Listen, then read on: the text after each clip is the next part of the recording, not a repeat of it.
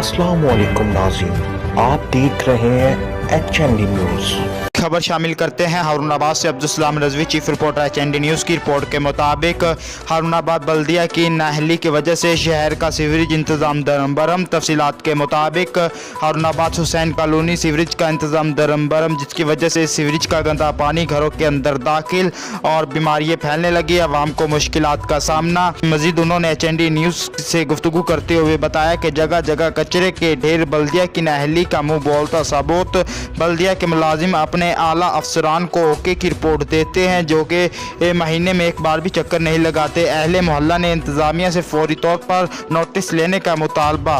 अहले मोहल्ला का मज़ीद कहना था कि अगर हमारे मुतालबात पूरे ना किए गए, हम बल्दिया के ऑफिस के सामने भरपूर एहतजाज करेंगे।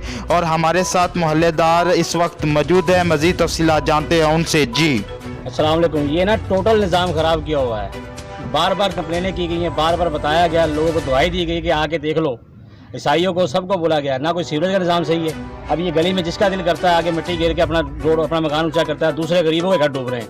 सब नजर आएंगे, आपको दिखाएंगे अभी सब पानी बढ़ रहा है, ठीक है। और बराए मेहरबानी आला हुकाम से अपील है कि तकरीबन गौर किया जाए इस इलाके में भी। यहाँ पे भी इंसान रहते हैं और मुसलमान रहते हैं, जिनकी ज़िंदगी अब आला हुकाम के हाथ में है, वरना बीमारियों से मर जाएंगे हम सब। मोहल्ला जो है बहुत परेशान है ये बारिशों की वजह से। और ये कितने बुरे हालात हैं, घरों में पानी जा रहा है लोगों के, और बीमारियाँ इतनी फैल चुकी हैं, यहाँ हर घर का वो शख्स बीमार है।